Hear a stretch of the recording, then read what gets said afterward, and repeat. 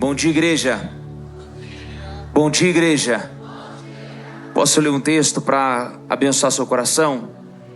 Isaías 53 diz assim esse texto: e a quem foi revelado, quem creu em nossa mensagem, e a quem foi revelado o braço do Senhor,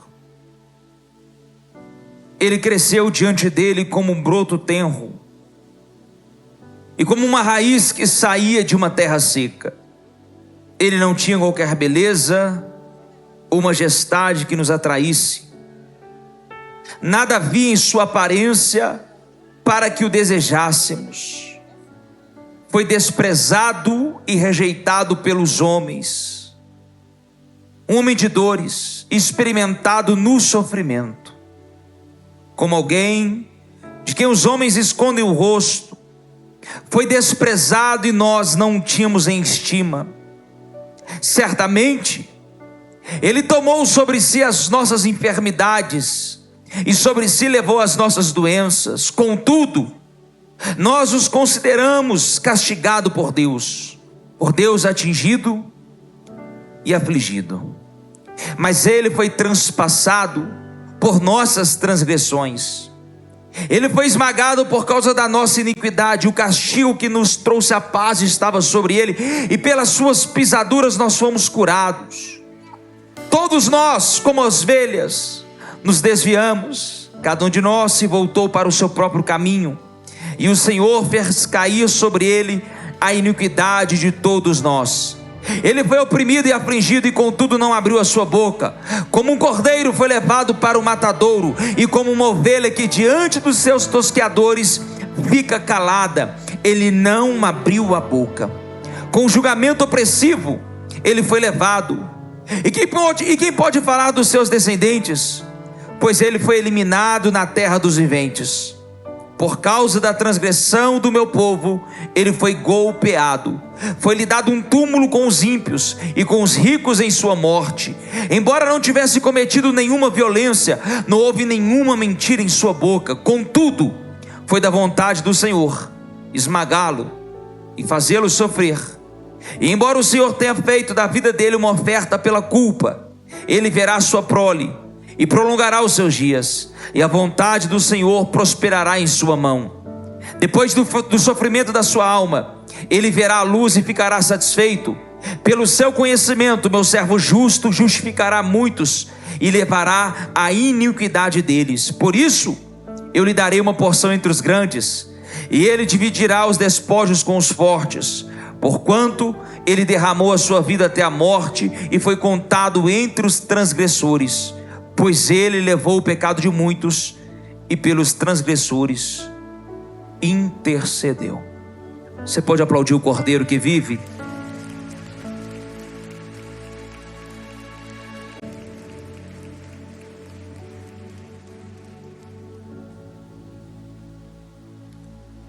Eu queria abrir com vocês em Gênesis. Eu vou tentar ao máximo ser objetivo. Eu acho que tudo que você já viu aqui hoje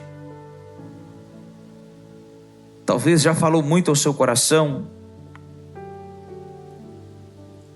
e no muito falar às vezes as pessoas até desprezam. A Bíblia fala que a alma farta, quando ela está satisfeita, ela despreza o favo de mel. Já viu quando você já comeu muito, pode servir a melhor comida do mundo e você não vai receber porque você já está satisfeito? Assim é na igreja. Não adianta falar muito, porque chega uma hora que o seu espírito ele já está suficientemente satisfeito. E eu acredito que com tudo que você já viu aqui, você deve já estar próximo a esse estado. Então já teve o prato de entrada, o prato principal, agora nós vamos para a sobremesa. Pode ser assim? Pode ser assim. Eu vim de longe, viu, irmão? Então você segura a onda aí. Gênesis capítulo 3, sem mais delongas. Eu estou um pouco tonto por causa da viagem. Então se eu embolar em alguma palavra, se eu me perder algum raciocínio, vocês me perdoem, mas eu estou esquentando. Depois que esquenta, o negócio vai. Amém? Versículo 21. o Senhor Deus fez roupas de pele, e com elas vestiu Adão e a sua mulher. O Senhor Deus fez roupas de pele, e com elas vestiu Adão e sua mulher. O homem foi plantado em um jardim, estado perfeito, estado pleno, em total comunhão com seu Deus, nada separava, não existia a palavra pecado, não precisava de nenhum tipo de sacrifício, porque literalmente o próprio texto vai dizer que o salário do pecado é o quê? A morte. Então somente depois do pecado é que aconteceu morte. Até o pecado de Adão e Eva, tudo que tinha sido criado por Deus, Rafa, estava no estágio de eternidade. Até os animais, até as plantas, tudo estava, vamos dizer assim, eu estou tentando achar uma palavra.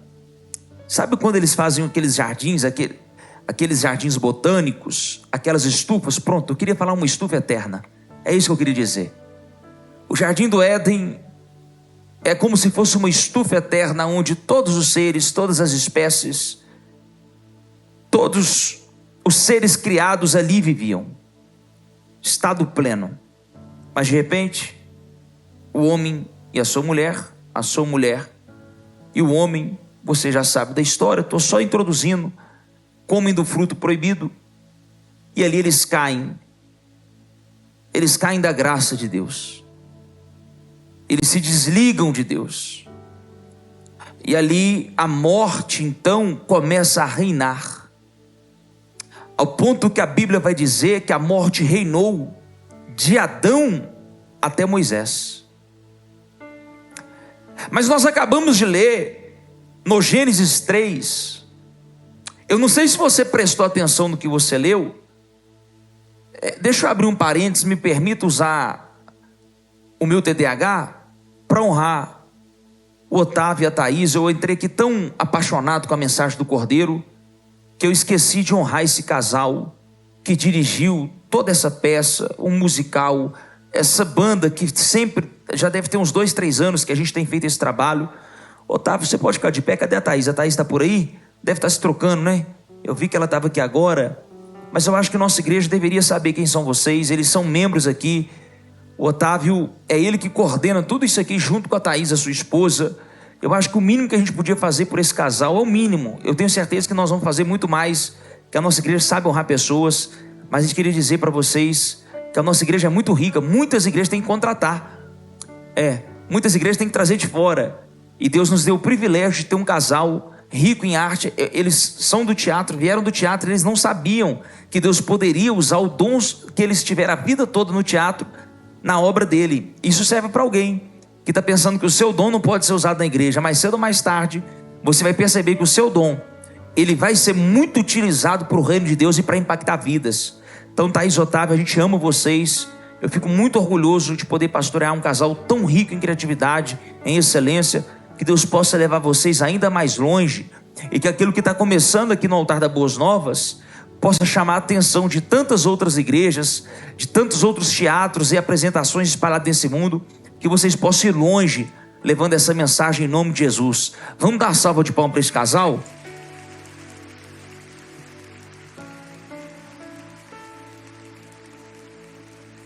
Parabéns, vocês arrebentaram. Bendito seja Deus. Mas nós estávamos lendo, eu estava falando que o Gênesis, e assim, gente, me desculpa, mas é porque tem um som muito chato aqui no altar e eu não consigo pregar assim. Se puder tirar esse ruído, vai me ajudar. Agora vejam, o Gênesis, nós acabamos de ler que Deus fez vestes de pele e cobriu Adão e Eva. Quem observou isso no texto? Ali não é a pele humana, porque Deus já tinha criado o homem lá no Gênesis capítulo 1, versículo 26, versículo 27. Essa pele que Deus cobre o homem, se você perceber a narrativa e a ordem cronológica desse texto, é uma pele para cobrir o pecado do homem. Tem alguém aí? Diga amém. O homem já estava na condição de caído. O homem já estava morto. Ele já tinha desligado de Deus. Então, eu não posso afirmar porque não está escrito, mas eu posso pensar, porque Deus me deu um cérebro. Isso é importante, não é, gente? É ou não é? Porque a fé não é para ser lida. A Bíblia não é para ser lida. A Bíblia é para ser, primeiro, meditada, segundo, interpretada. Porque se você ler só de forma literal e não pensar sobre ela, tem muitos símbolos, tem muita analogia, tem muita tipologia, que está totalmente de forma figurativa, de forma alegórica, ou de forma espiritual. Mas nós acabamos de ler que Deus fez peles para cobrir Adão e Eva. Então o que isso induz a gente a pensar na narrativa da história do cordeiro? Que possivelmente o primeiro cordeiro imolado pelo próprio Deus foi em Gênesis. Aqui é um mistério, aqui é um enigma que Deus está apontando, porque tudo que Deus faz é progressivo. Me ajuda a pregar, só para você acordar e falar assim: tudo que Deus faz é progressivo. Quer ver um negócio? Vamos avançar um pouquinho e vai no Gênesis 22. O mesmo livro de Gênesis. Eu vou te mostrar lá no final da mensagem que tudo que Deus faz é progressivo. E Deus, quando Ele começa um projeto, na teologia existe um princípio chamado princípio da primeira menção. Pastor Pedro, o que é o princípio da primeira menção? Tudo que Deus faz e que se manifesta nas Escrituras, tudo que aparece para a gente nas Escrituras, pela primeiríssima vez, não muda mais aquele sentido, aquele contexto. Todas as vezes que esse mesmo assunto, ou que esse mesmo símbolo, ou que essa mesma história se manifestar, ela sempre vai trazer a mesma revelação, o mesmo assunto, o mesmo entendimento. Só que são enigmas. A Bíblia não é um livro em ordem cronológica. Você vai ver eu lendo vários textos soltos, que no final tudo se encaixa. Porque a Bíblia, eu gosto de falar que a Bíblia é um quebra-cabeça de Deus. Você tem que ir juntando peças para você entender o plano que Ele deixou bagunçado. Porque Provérbios vai dizer que o prazer de Deus é ocultar as coisas, e o prazer dos filhos é descobri-las. Tem alguém? Diga amém. Gênesis 22, versículo 7. Isaque disse ao seu pai Abraão: meu pai. Sim, meu filho, respondeu Abraão. Isaque perguntou: as brasas e a lenha estão aqui, mas onde está o cordeiro para o holocausto? Vê que até um adolescente já sabia que, por hábito, o animal que se usava para sacrifício era cordeiro. Tem alguém aí? Pastor Pedro, me dá um adendo. Por que você acredita que o cordeiro, desde o Gênesis, é um animal simbólico, é um animal mais utilizado para o sacrifício? Eu posso falar de inúmeras coisas do cordeiro, inclusive hoje eu vim falar só do cordeiro para você. Eu poderia falar do anjo que passou pela casa, que é a verdadeira Páscoa, que é a Pessah ou a Pachá. Eu poderia falar de algum momento da ceia, mas hoje eu quero falar só do cordeiro. Eu vim falar de quem? De quem? O cordeiro, ele tem uma característica: ele é dócil. Dos animais criados por Deus, ele está classificado como um dos principais animais dóceis que Deus criou, para não falar que ele é o mais dócil. O cordeiro, ele tem uma característica: mesmo em situações de estresse, de angústia, em situações que ele corre perigo, que ele está à beira de um precipício, que ele vai cair de um penhasco, mesmo quando ele percebe que ele vai ser morto, imolado, sacrificado, o cordeiro mantém a sua paz. É como se esse cordeiro parece que ele confia em algo que a gente ainda não conhece. É como se o modus operandi para ele chegar onde ele quer chegar não é a violência, não é a força, não é a mentira, não é a ignorância. Ele é manso. Manso. Ao ponto de alguém que faz mal a ele, ele não revida. Eu fico tentando entender a antagonia desse Deus. Eu queria entender por que Deus faz essas coisas. Isso me chama a atenção no caráter de construir as coisas de Deus. Deus quer construir um plano, Deus quer construir um projeto, Deus quer impactar toda a terra com a sua sabedoria, com o seu poder, e Ele escolhe exatamente o animal mais frágil para mostrar mais poder. Ele escolhe um elemento por nome de barro para criar o homem. Por que não usou o ouro? Por que não usou a prata? Por que não usou o bronze? Sabe, Deus tem umas manias de fazer as coisas se tornarem complexas, ao mesmo tempo fascinantes.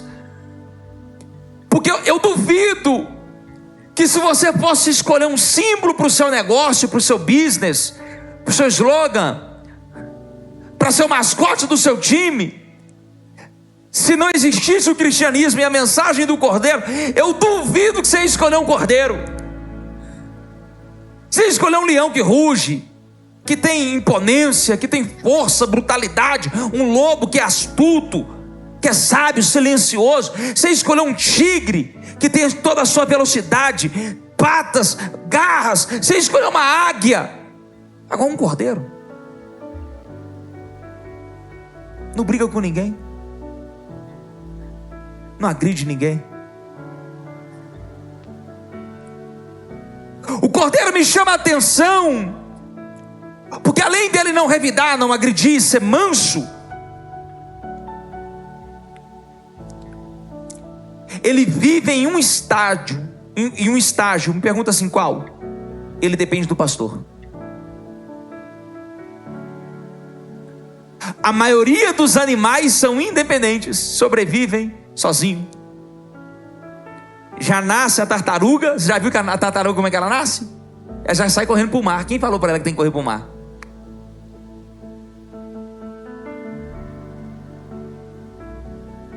Quem ensinou o pássaro a fazer o primeiro voo? Agora, a ovelha, ela é intrigante. Por que Deus usa a ovelha? O símbolo máximo da fé, o símbolo máximo do seu filho. Não, pastor, o símbolo máximo é o leão. Eu vou te mostrar que tem muito mais passagem comparando ele a ovelha do que leão. Eu sei que a gente gosta mais do leão, mas eu quero falar da ovelha. Sabe por quê? Porque nós criamos muito leão dentro de igreja. Está todo mundo rugindo, está todo mundo muito bravo, está todo mundo muito independente, está todo mundo lutando as suas próprias guerras, e está esquecendo que a principal característica do Filho de Deus era ser como um cordeiro mudo.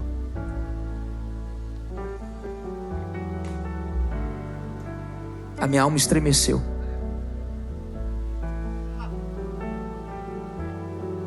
O altar faz isso. Eu era um leão, eu rugia, dava patada, sabia brigar. Mas quando você vai para o altar, e se você for realmente obediente como um cordeiro, você tem que ficar mudo. É difícil ficar mudo diante das injustiças. É difícil ficar mudo diante de tantas afrontas. É difícil ficar mudo quando você sabe gritar. É difícil não revidar quando você sabe bater. Mas esse é o nível que Deus quer nos levar como filhos. Porque se tem uma coisa que eu tenho aprendido nesse Deus, é a palavrinha chamada dependência. Porque para depender tem que confiar. Tem alguém comigo?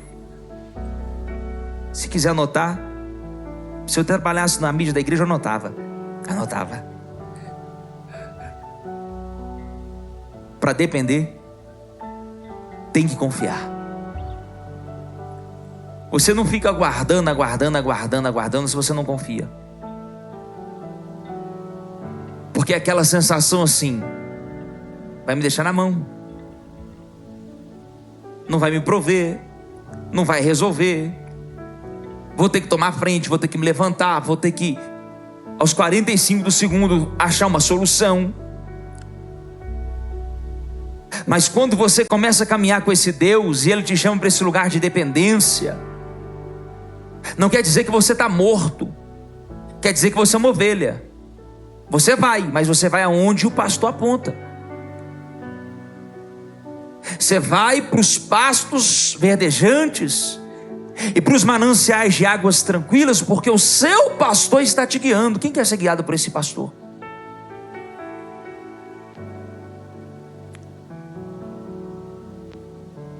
As brasas e as lenhas estão aqui, mas aonde está o cordeiro para o holocausto? Respondeu a Abraão: Deus mesmo há de prover o cordeiro para o holocausto, meu filho. E os dois continuaram a caminhar. O que Abraão sabia que a gente talvez não sabe? Porque até então ninguém tinha testificado, não tinha escrito nos anais da história. Abraão é patriarca, é início da fé, é o início da religião monoteísta. Até então ninguém tinha falado que Deus provê cordeiro.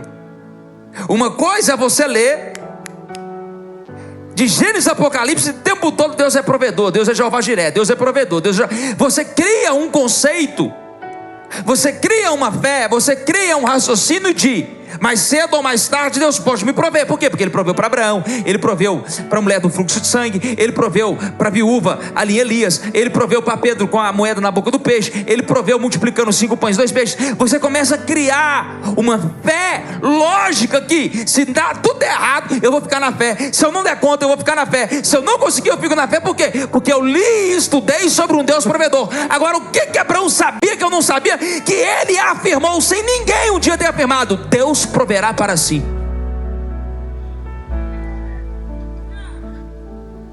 Talvez por isso que esses homens entraram como heróis da fé, porque eles tiveram uma percepção espiritual, eles tiveram uma noção do que Deus poderia fazer, sem ninguém ter falado, sem ninguém ter avisado. Algo dizia no espírito de Abraão: vai, porque eu vou te surpreender. Eu vou falar de novo. Talvez tenha algum Abraão me ouvindo aqui hoje. Vai, porque eu vou te surpreender. Porque a nossa sensação é, pelo que eu estou entendendo aqui, o sacrifício sou eu, sou idiota.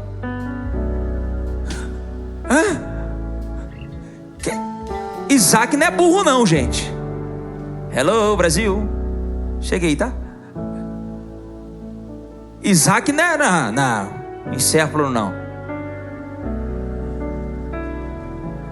Essa pergunta do Isaac, ele já sabia onde ele queria chegar. Eu tenho para mim que Abraão estava todo esquisito. Pastor Pedro, por que você acha que Abraão estava todo esquisito? Você vai matar seu filho, você vai sacrificar seu filho, você vai ficar normal? Só se você for psicopata. Qualquer ser humano comum, só de imaginar que ele vai ter que dar uma surra no filho, ele pensa 10 vezes e fala: não vou fazer isso não, eu vou arrumar um jeito, eu vou conversar, vou só dar uma dura, não, vou só dar um castigo, não vou bater nele não, eu não tenho coragem de fazer isso não. Agora você imagina você ter que matar o seu único filho, filho amado, que é filho de uma promessa que você esperou por mais de 90 anos.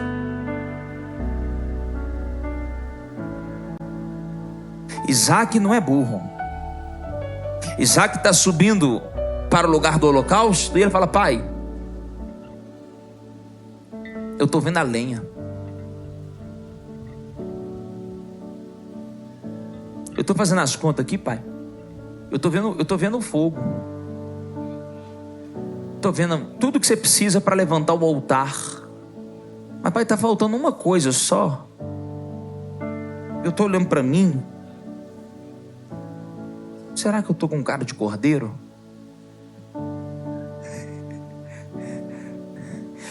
Se estou no lugar do Isaac, eu vou falar o que eu ia fazer. Sabe o que eu ia fazer? Dar uma jarré. Já que é uma ladeira mesmo e Abraão está bem velho, eu ia sair correndo. Pastor, você não ia fazer isso não? Você faz todo dia.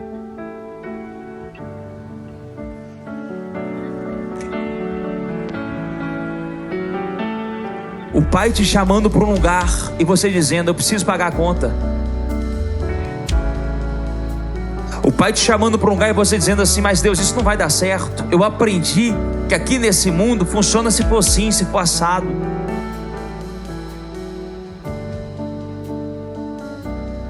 Ser cordeiro não é tão simples. Eu acho que ser leão é mais fácil.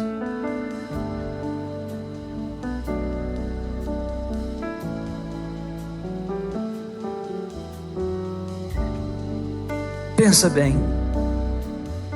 Isaac não retruca, não resmunga, apenas confia. Por quê, pastor? Porque Isaac é uma tipologia de Cristo. E Abraão é uma plena tipologia de Deus. O pai que leva o seu filho ao sacrifício. Só que ali era só um ensaio, porque tudo que Deus faz é progressivo.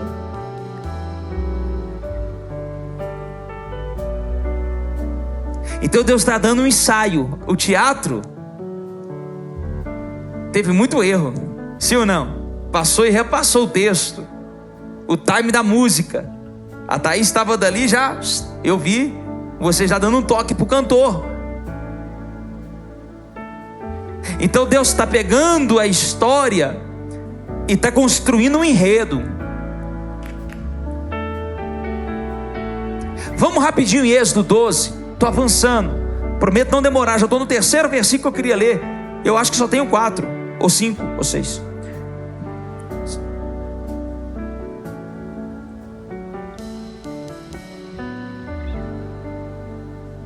Versículo 1. Bendito seja Deus. O Senhor disse a Moisés e a Arão no Egito: este deverá ser o mês do ano para vocês, o primeiro mês do ano para vocês. Digam a toda a comunidade de Israel que no 10º dia do mês, todo homem deverá separar um cordeiro ou um cabrito para a sua família, um para cada casa. Se uma família for pequena demais para um animal inteiro, deve dividi-lo com o seu vizinho mais próximo, conforme o número de pessoas e conforme o que cada um puder comer. O animal escolhido será macho de 1 ano sem defeito e pode ser cordeiro ou cabrito.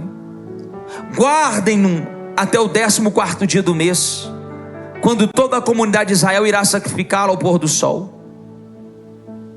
Passem então um pouco do sangue nas laterais e nas vigas superiores das portas das casas, nas quais vocês comerão o animal. Naquela mesma noite comerão a carne assada no fogo, com ervas amargas e pão sem fermento. Não comam a carne crua, nem cozida em água, mas assada no cabeça, perna e víscera. Não deixem sobrar nada até pela manhã. Caso isso aconteça, queimem o que restar. Ao comerem, pronto, fiz o ritual, comi, celebrei a Páscoa. Ao comerem, estejam prontos. Estejam o quê? Para quê? Para sair. Estejam prontos para sair da onde? Do Egito. Sair da onde? Do pecado. Sair da onde? Do lugar que você é escravo. Pastor, o que é ser escravo? É fazer coisas que você não queria fazer.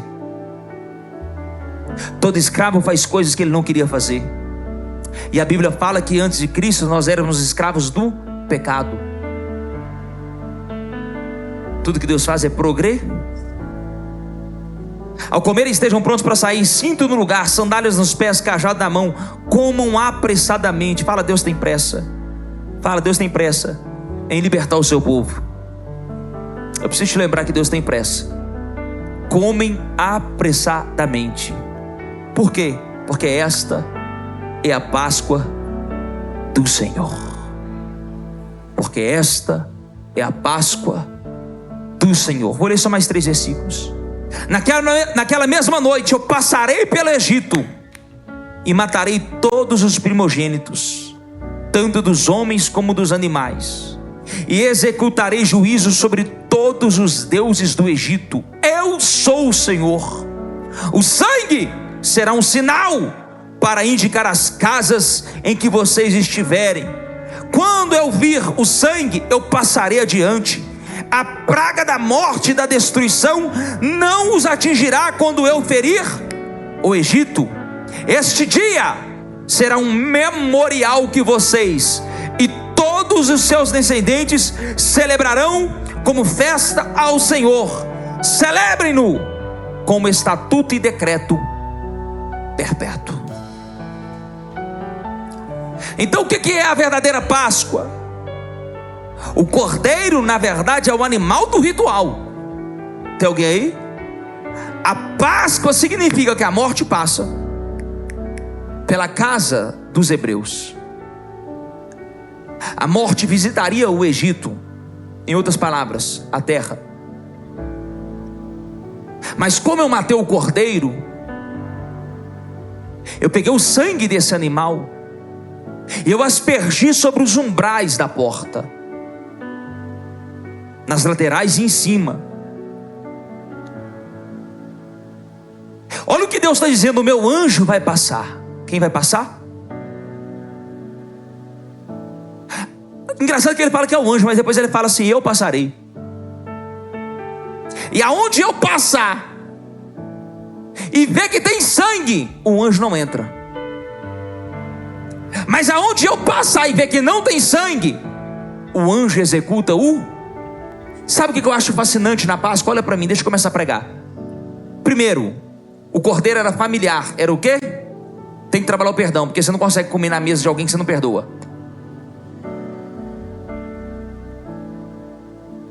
Deus forçou. Vai sentar família com família. Eu quero ver agora irmão que xinga irmão, irmã que briga com irmã, mãe que fica perseguindo filha, filha que fica desonrando o pai. Vocês vão ter que sentar tudo na mesma mesa e comer do mesmo animal. Posso continuar? E você que é fofoqueiro e gosta de ficar brigando com seu vizinho por causa de coisa pouca? Se a sua família fosse pequena, era obrigação. Você tinha que fazer o quê? Juntar com o vizinho e comer na mesma casa dele. Aí você escolhe: ou entra e come, ou o anjo passa e mata. Se você não percebeu, parece que Deus está forçando você a uma situação, mas é por amor. Ele te ama tanto, tanto, tanto. Primeiro, que Ele quer te proteger. Segundo, Deus sabe que o princípio para Ele te perdoar é você perdoar o seu próximo. Quer celebrar Páscoa? Família com família.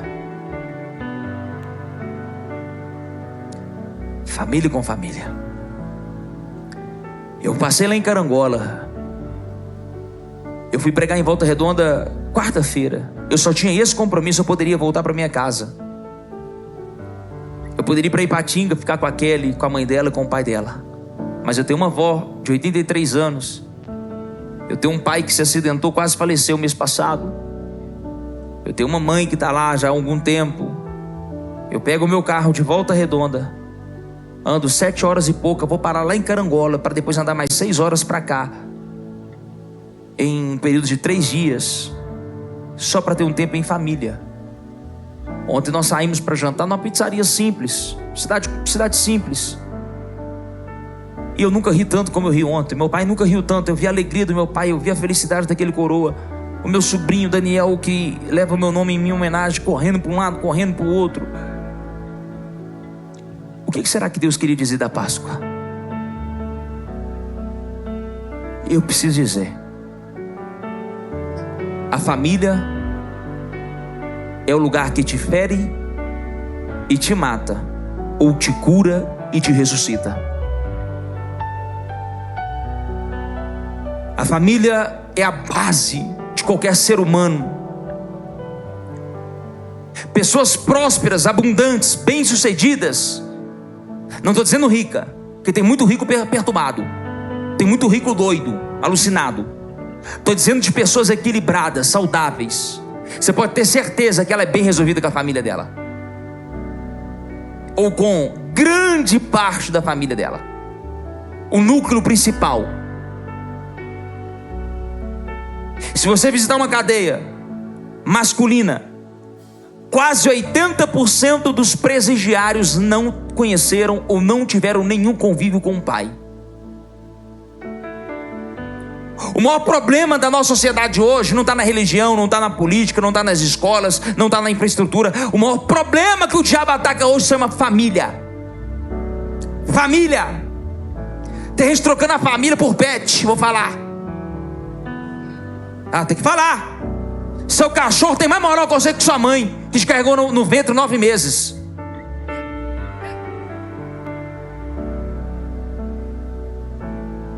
Deixa eu te explicar o que é gratidão. Eu tenho a tatuagem daquela aqui na minha perna. Aí um dia o rapaz falou assim: pastor, e se um dia você se divorciar? Eu falei assim: vamos supor que essa ideia sua dá certo e que o plano de Deus dá errado.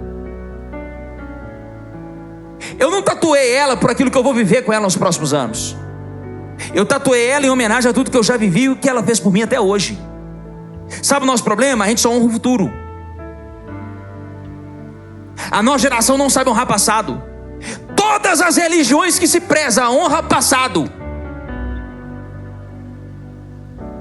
Todas as religiões que se prezam, seja ela o Islã, seja ela a Umbanda, seja ela o Candomblé, seja ela o Espiritismo, seja ela o Cristianismo, honra antepassado. E você quer desonrar sua família, sua casa.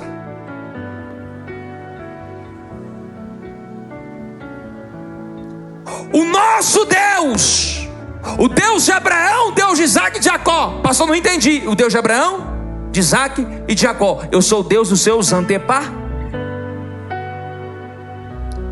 Eu sou o Deus que respeita a genealogia. Jesus nasceu de uma família, não foi à toa. Aquela família foi desenhada. 14 gerações de Abraão até Davi, até Jessé. Mais 14 gerações de Jessé até Jesus. Você não nasceu na família errada. Você não nasceu na casa errada. Pastor, você deu sorte na vida. Não, eu vim de Carangola. A minha avó Mary Lutz, professora de colégio municipal.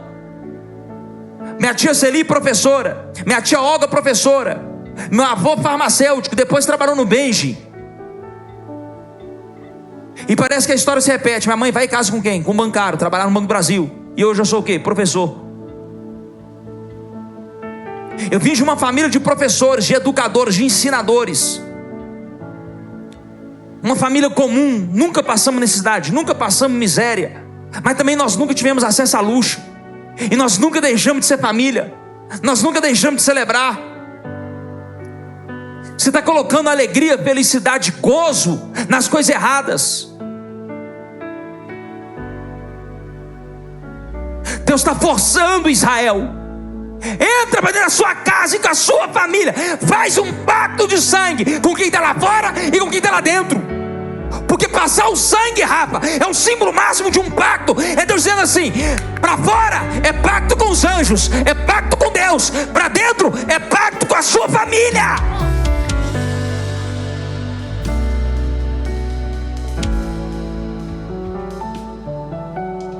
Foi assim que Deus fez. Tem animais que Deus criou para ser solitários, sim ou não? Tem animais que Deus criou para viver em grupo, para viver em bando. E tem animais que Deus criou para viver em família. Se você quiser entender, você entendeu. Que é eu e você. O cordeiro não protegia. Eu fico doido aqui. Eu posso pregar mesmo? Eu posso falar para você do tamanho da graça de Deus? Fala assim: entrega. Eu vou te entregar o código da graça aqui agora. O que me fascina nesse texto, Lucas, que a salvação não estava relacionada à santidade. A salvação não estava relacionada a quem matou, a quem fez, a quem não fez. a quem pegou o sangue, a quem passou o sangue. A salvação estava relacionada a estar dentro do lugar que o sangue te protege, está salvo. Pastor, não entendi. Vamos para a arca de Noé. Não interessa se é girafa, se é hipopótamo, se é porco, se é jumento, se é cavalo, se é periquito, papagaio, se tem beleza, se não tem, se é puro ou impuro. Tem alguém pegando? Está dentro da arca? É o quê? Está salvo. Está no lugar que Deus disse fica, está salvo. Pode vir dilúvio, pode vir anjo da morte, pode vir juízo final. Tem o sangue, tem a marca, tem a promessa. Está dentro do corpo, está dentro da igreja, está na presença de Deus. Vai ser salvo. Eu e a minha casa serviremos ao Senhor. Uma mulher santa santifica o teu marido, e os seus filhos passam a ser santos. Cadê a mãe? Cadê a mãe que vai dizer: meus filhos vão ser salvos hoje, minha casa vai ser salva hoje, o meu marido vai ser salvo hoje? Nenhum dos céus se perderá.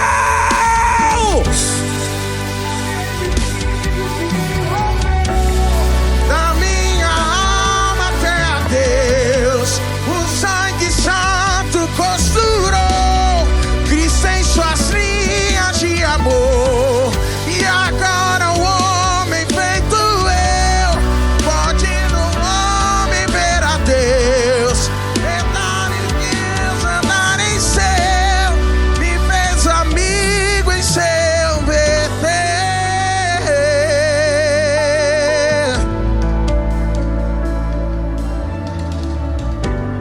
Ninguém vai se perder na sua casa. O Cordeiro de Deus morreu por mim. O Cordeiro de Deus que morreu por você também morreu pelo seu pai, pela sua mãe, pelo seu irmão, pela sua irmã, pela sua tia, pelo seu avô, pela sua avó, pelos seus filhos, pelos filhos dos seus filhos, pelos filhos dos filhos dos seus filhos. A sua casa. Eu vim profetizar isso nessa manhã. A sua casa, ela está guardada debaixo do sangue do Cordeiro. A morte não vai entrar lá, o juízo final não vai te pegar, a condenação ao inferno não vai te pegar. Satanás não tem força. Satanás não tem força. Você está debaixo do sangue de Jesus. Há poder, e ainda existe poder, e sempre haverá poder, para que toda potestade, para que todo principado, para que toda hoste da maldade saiba: há poder no nome de Jesus.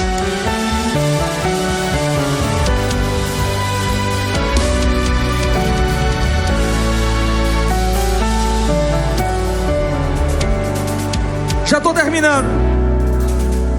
Prometo que estou terminando mesmo. Não é força de expressão. João capítulo 1. Evangelho de João capítulo 1. O versículo 29 diz assim: no dia seguinte, João viu Jesus aproximando e disse: vejam, é o Cordeiro de Deus. É quem? É quem? Que tira o pecado do mundo.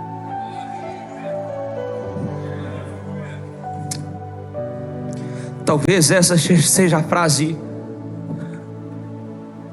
que fez dele o maior profeta. João Batista não fez nenhum milagre, não revelou CPF de ninguém, não deu o endereço do namorado, não desfez macumba.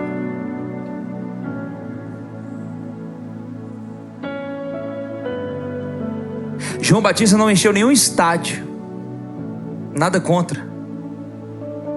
João Batista não fez conferência, não fez seminário. Ele tinha um culto na beira do rio, lá no deserto da Judéia, à beira do Jordão. As vestes dele não eram de luxo, não era de grife, mas ele tinha uma mensagem. Você não precisa de nada quando você tem uma voz. Agora, quando você não tem uma voz, você precisa de tudo. Sabe o problema da nossa geração? Acha que a voz está na roupa, acha que a voz está no corte de cabelo, acha que a voz está no telão de LED. Não. Ou você tem a voz, ou você pode ter tudo que o povo não te escuta. Precisamos de uma voz que clama dentro do nosso deserto. Toda pessoa que tem uma voz que alcança o deserto das pessoas, ela vai ser ouvida. Independente do lugar que ela esteja, independente da geografia que ela habita, independente do palco da sua anunciação, tem voz, tem ouvido, tem coração aberto, tem coração sedento. E essa voz fala para mim a frase mais impactante que um profeta podia falar.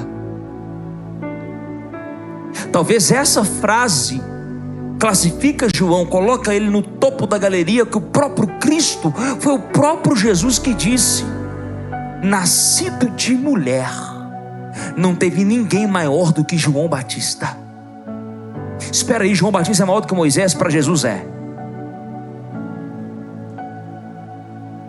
João Batista é maior do que Elias, pastor Pedro? Foi Jesus que disse. Aí você escolhe quem que você vai ouvir, a sua mente ou Jesus.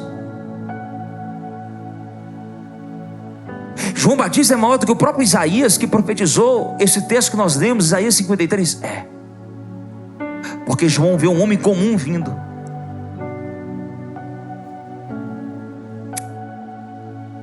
Um homem comum está vindo em direção de João.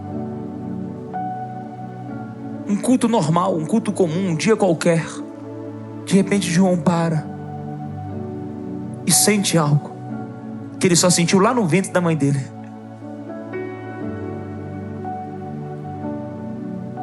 Porque eles tinham uma ligação que não era da alma. Eles tinham uma ligação que não era da carne. Eles tinham uma ligação do Espírito, porque foi o mesmo anjo que anunciou para as duas mães que eles seriam cheios do Espírito Santo. E toda pessoa que é cheia do Espírito Santo consegue reconhecer quem é o Cordeiro. Toda pessoa cheia do Espírito Santo consegue ver quem é o Cristo. Mesmo em meio a uma multidão, ela consegue perceber: ele tem algo que ninguém tem. Está vindo Jesus, ele para e grita: eis aí, chegou o dia. É como se João falasse assim: eu vivi para ver esse momento. É dele que eu estou anunciando todos os dias. É para ele que eu vim preparar o caminho. Eu não sou digno de desatar suas sandálias. É eu que deveria ir a ele para ser batizado. Eis aí o Cordeiro de Deus. Não é que vai mais tampar o pecado, não é que vai lavar por alguns dias o pecado, não é aquele Cordeiro que vai apaziguar a ira de Deus por mais algum tempo. Não! João está anunciando algo inédito, igreja. João está dizendo assim: pecado, você funcionou até hoje. Pecado, você bagunçou com a humanidade até hoje. Ô morte, você fez o que quis até agora. Mas chegou ele, que Isaías anunciou, que Daniel previu, que Abraão conheceu, que Deus disse através dos seus profetas: aí está o Cordeiro de Deus, que tira, que arranca, que remove o pecado. Não é do Pedro, não é do Jefferson, não é do Rafael, não é do Lucas, é de todo mundo, é de todo mundo, é de todo mundo.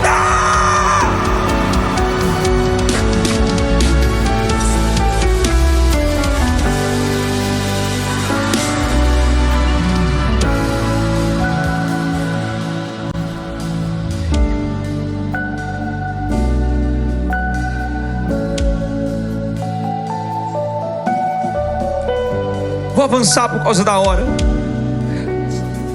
Eu vou ler Apocalipse capítulo 5. Se você quiser dar glória, você dá. Eu te falei que tudo que Deus faz é progressivo. Eu já estou lá em Apocalipse. Tudo que Deus faz é? Pois é, eu comecei em Gênesis falando que Deus pegou a pele de um animal para cobrir o homem. Já passamos em Abraão, o pai da fé. Já passamos no Egito, a libertação. Já chegamos em Jesus. Agora eu quero fechar. Vamos em Apocalipse capítulo 5. Eu posso ler o texto? Põe um drama aí nessa, né? Põe um drama aí, meu filho. Vem comigo no drama, coisa dramática. Isso. Então eu vi na mão direita daquele que está sentado no trono um livro em forma de rolo, escrito de ambos os lados e selado com 7 selos. Vi um anjo poderoso proclamando em alta voz: quem é digno de romper os selos e de abrir o livro?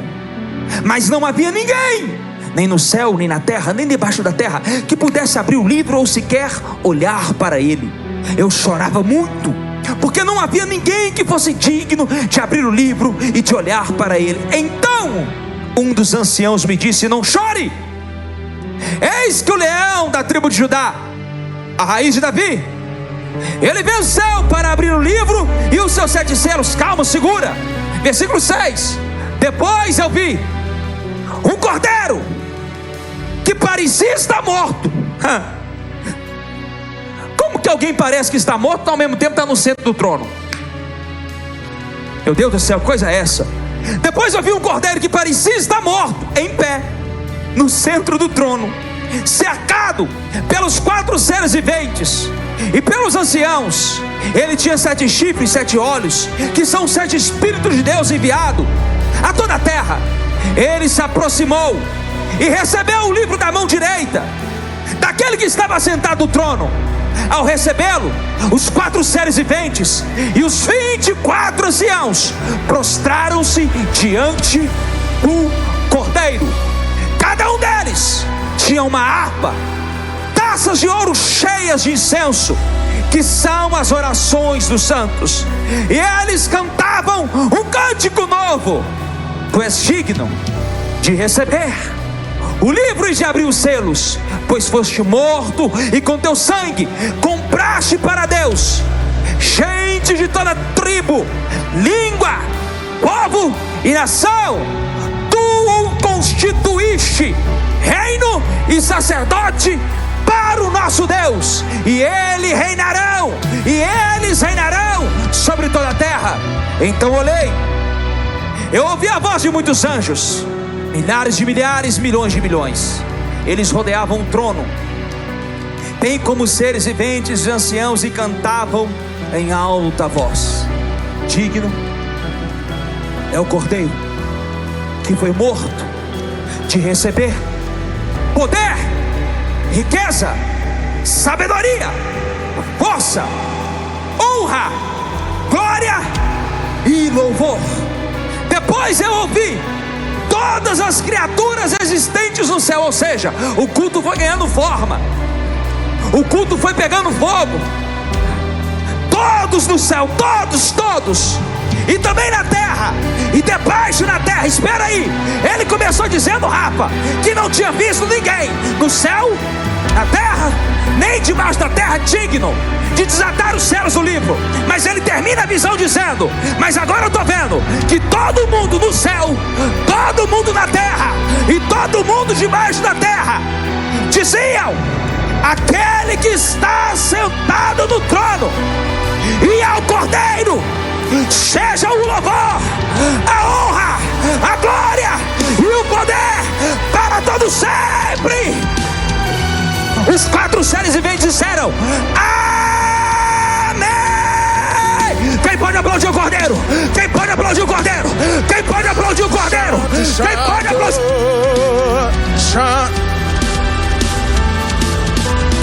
Não há outro igual. Tu és santo, santo. Não há outro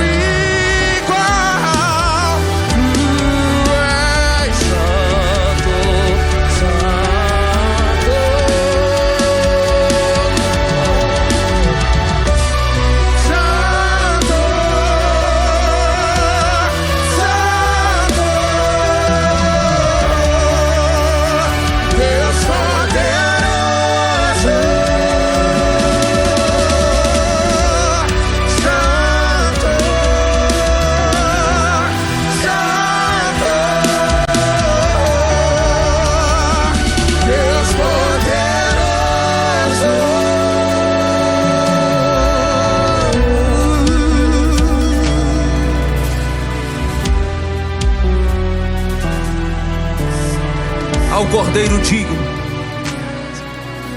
de toda honra, de toda glória, de todo louvor.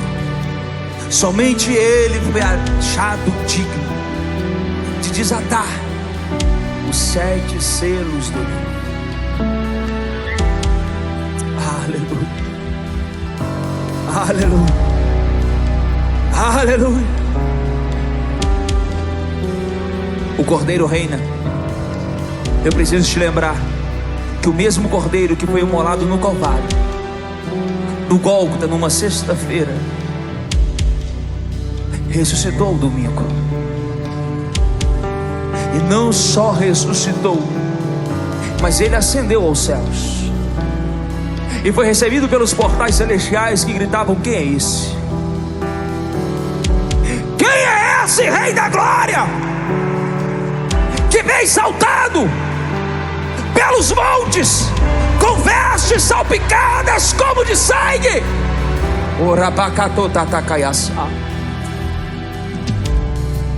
Eu não sei quanto tempo ainda teremos que esperar, igreja. Eu só sei que Ele não perdeu o controle, que Ele está sentado em um alto e sublime trono, preparando morada para os seus e dizendo: filho meu, não temas,